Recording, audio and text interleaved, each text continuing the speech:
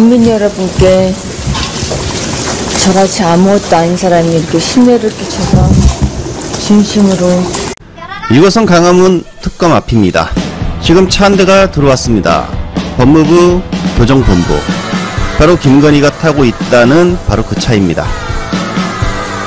그런데 아무도 차에 관심을 주지 않고 있죠. 애석하게도 포토라인에 서지 않고 지하 주차장으로 들어갔다고 합니다. 보십시오. 쭉 들어가고 있어요.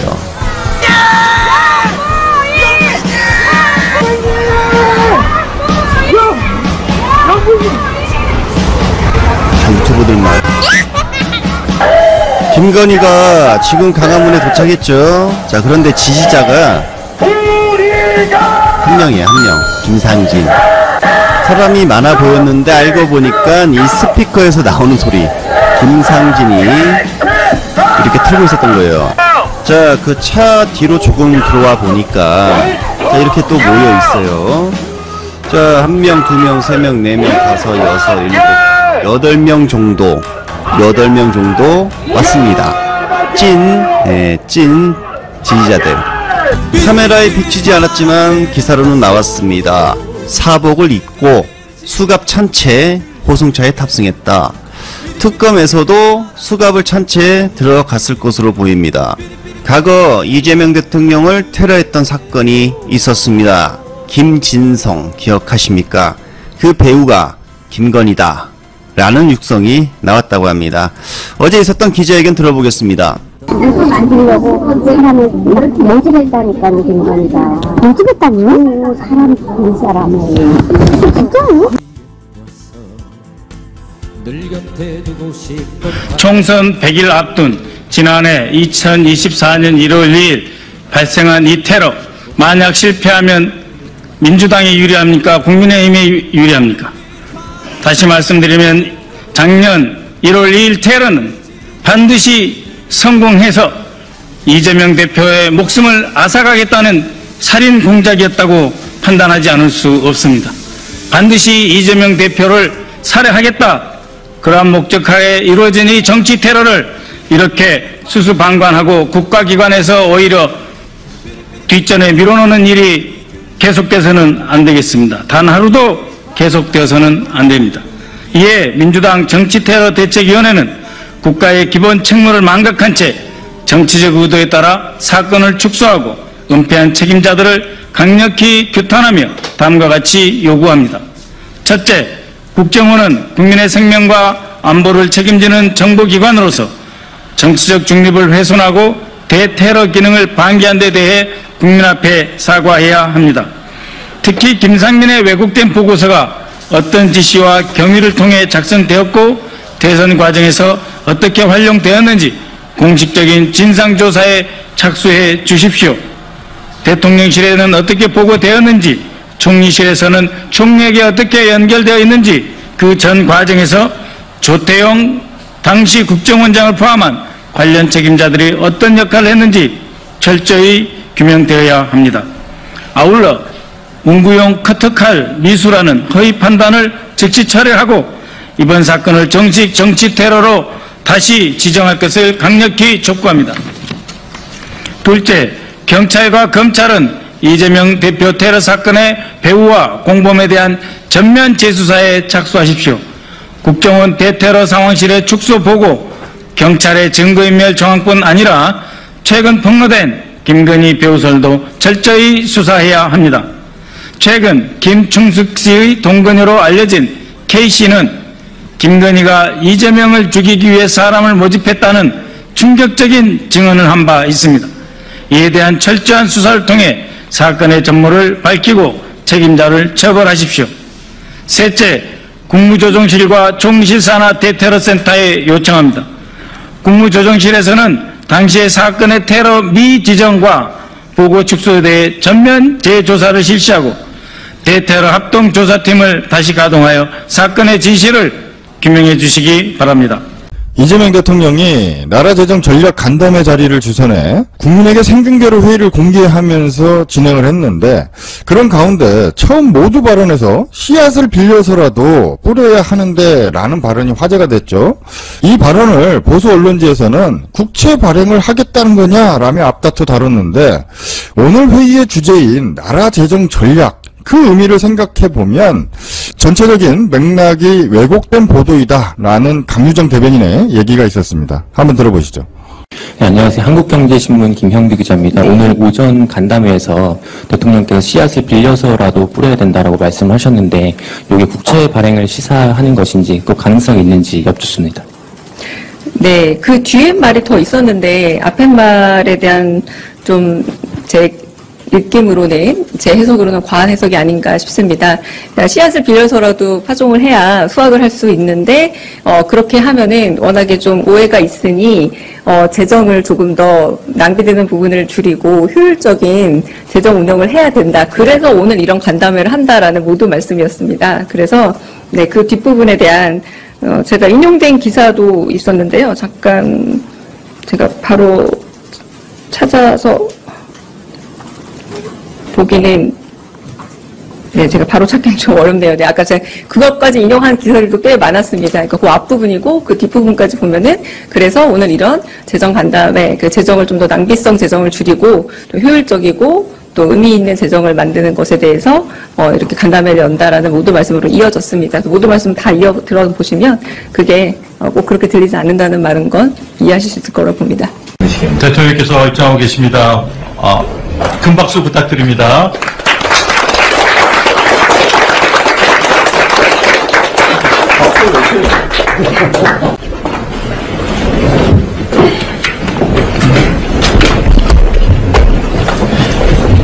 감사합니다. 대통령님의 모두 말씀 먼저 듣겠습니다. 네. 얼굴 못 뵀던 분들이 많이 오셨는데, 만나 뵈서 반갑습니다. 근데 제가 들어올 때 박수는 외친 거예요. 제가 박수 받을 일은 없는데. 네, 오늘 민간에서 열심히 활동하신 분들, 또 중요한 재정 담당자 여러분이 모이셨는데, 현재도 매우 중요한 자리가 될 것 같습니다. 지금 우리 시대의 과제는 성장을 회복하고 또 민생을 회복시키는 것입니다. 농사로 따지면 봄에 씨 뿌릴 씨앗이 필요한데, 국가 재정이 그 역할을 해야 됨에도 불구하고 최근에는 국가 재정이 너무 취약해져서 씨 뿌릴 씨앗조차도 부족한 그런 상태가 됐습니다. 소위 성장의 마중물 역할을 재정이 해줘야 되는데, 조세 세입도 줄어들고 경제 성장도 좀 악화되면서 조세 세입도 매우 줄어서 국가 재정 여력이 매우 취약합니다. 오늘 이 자리는 몇 가지 여러분이 너무 잘 아시겠지만, 국가 세입을 어떻게 늘릴 것인지, 또는 세입 분야에서 탈루를 어떻게 정리할 것인지는 별로 크게 의제가 되지 못할 것 같습니다. 그건 정부에서 잘하면 될 것 같고, 지출을 어떻게 조정할 것이냐, 지출 조정을 통해서 가용자원을 확보하는 것이죠. 그리고 비효율적인 영역의 예산 지출들도 좀 조정을 해서 효율적인 부분으로 전환을 또 해야 되지 않을까 싶습니다.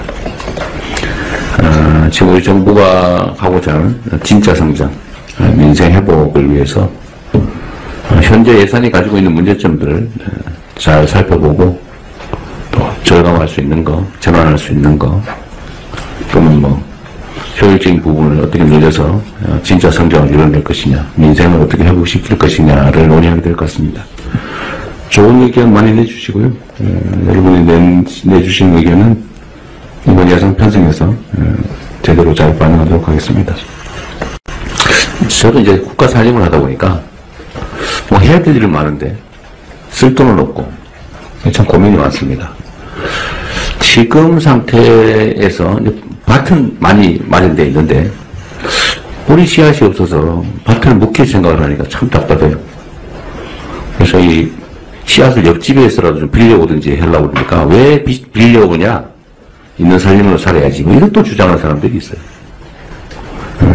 아니, 지금 한 대박 빌려다가 슈퍼에서 가을에 한가마 수확할 수 있으면 당연히 빌려다 씨를 뿌려야 되는 거 아닌가요?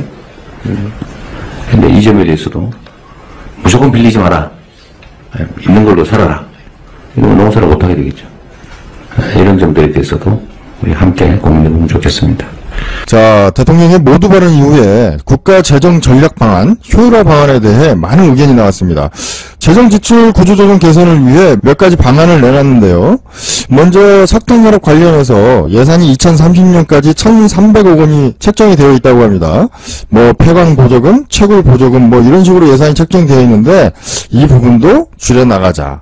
그리고 SOC 관련한 예산의 집행률이 낮다. 국토부가 좀 더 세심한 관리를 해야 한다. 그리고 전국의 60여 개의 산업단지 그곳의 미분양률이 굉장히 높고 생산률도 낮고 하니까 더 이상 무분별한 신규 산업단지 조성을 막고 기존의 산단을 잘 활용해보자. 그리고 소상공인에 대한 융자가 47조에 달하는데 이 중 일부만이라도 4, 5조만이라도 정부에서 2차 보전 방식으로 전환해서 융자를 해주자. 그리고 끝으로 1,500억에 달하는 친인재산을 몰수해서 국가 예산에 편입을 해야 된다. 뭐 이런 얘기가 나왔고요. 그리고 국가보훈처가 관리하는 88 골프장. 이 골프장에 대한 매각도 건의가 되었죠. 그리고 제가 지금 시간이 없는 것 같아서 두 가지만. 시간 많이 있어요. 전체를 이야기해주세요. 두 가지만 더 말씀드리면, 하나는 내일이 광복절인데요. 모레죠. 모레가 광복절인데, 지금 그 친일파 재산이 아직도 1,500억 원이 환수가 안 되고 있습니다. 이 부분들이 지난 정권에서 조금 좀 소극적 그런 노력을 했기 때문이라는 저희는 평가를 하고 있고요. 이걸 환수해서 그 희생 상품들한테 도움을 줄 필요가 있다. 그것과 연결시켜서 보훈처에서 지금 10년째 88 골프장을 매각을 안 하는 건지 못 하는 건지 저는 안 하고 있다고 생각을 하는데, 이 88 골프장이 지금 2014년 추정 가격이 4,300억 원입니다. 지금 1조 원을 넘어섰을 거라고 추정을 하는데, 이 부분을 빨리 매각을 해서 이 부분을 보훈기금으로 해서 보훈 예산으로 쓰는 것이 훨씬 효율적이라고 생각합니다. 지금 현재 88 골프장은 연간 100억 원 정도 수익이 나오고는 있는데, 그건 보훈처가 굳이 88 골프장을 운영해서 이 100억도 사실 많은 돈이 아니기 때문에 이 부분들을 꼭 말씀드리고 싶어요. 얼마짜리라고요? 예? 얼마? 제가 10년 전에 4,300억이었습니다. 10년 전에. 예, 2014년에. 보훈처가 주세요? 80만 평 정도 됩니다. 그래서 이 부분들을 골프를 왜 유지해야 되는지는 제가 이 자리에서 말씀을 못 드리겠지만 굉장히 저는 뭔가 있어요. 답답하게 보고 있습니다. 88 골프장을 굳이 왜 가지고 있냐. 자산 보전 측면도 없지는 않을 것 같긴 한데, 좀 말씀하셨으니까 한번 알아보시죠. 네, 가지고 부처들이 또 몇 개 가지고 있습니다. 네. 문화체육관광부도 하나 있고. 아, 그래? 부처들이 왜 그걸 가지고 있죠? 기금들이 기금들 문화체육관광부도 저기 옥포 쪽에 하나 있고요. 저기 대릉도 있고 부처별로 있습니다. 예. 그거 판다고 대한민국에서 사라지는 건 아니니까. 그건 아니죠. 정부가 재정으로 가지고 있는 건 좀 그러네요. 혹시 이거 관련해서 예산실에서 답할 수 있으신가요? 88 골프장 관련해서는 정부에서는 매각하기로 방침을 정한 지 한 10년 이상 된 걸로 저도 기억합니다. 근데 살 사람이 없어요? 실제로 보훈처 얘기는 매각이 잘 안 되고 있다라고 계속 얘기는 하고 있는 상황입니다. 5천억짜리인데 1조 원 내라면 절대 안 팔리죠. 맞습니다. 살 사람이 없지 않고 되게 위치나 인기도가 있는 골프장인데 좀 사정을 좀 파악해 보겠습니다. 네네. 예. 그러시죠. 지적이 있으니까. 친일파 재산 환수 얘기도 이걸 별도 한번 챙겨보십시오. 챙겨서 저한테도 좀 안내주세요.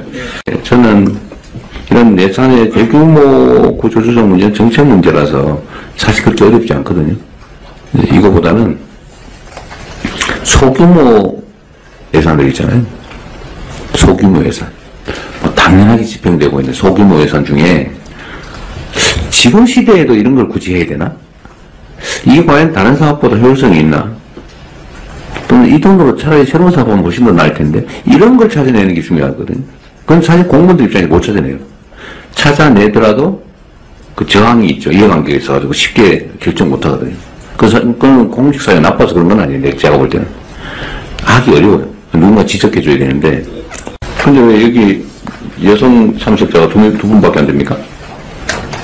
저 뒤에도 또 있고 그렇습니다. 일단 비율상 너무 압도적으로 여성이 적은데, 여성 얘기라는 거는 어쨌든 이런 상황에서도 보면 여성 승진을 좀 더 많이 시켜야 되겠다.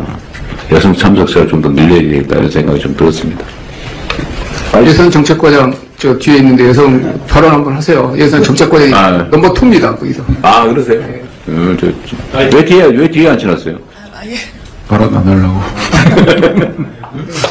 제가 기초구조조정 이제 실무적으로 총괄하고 있습니다. 아, 그래? 그래서 오늘 대통령 말씀 듣고 저도 많은 반성을 했는데요. 제가 너무 공무원적 시각에서 이걸 보지 않았나. 조금 더 국민 입장에서 진짜 필요한 사업이 뭔지 한 번 더 가서 체크하고 네.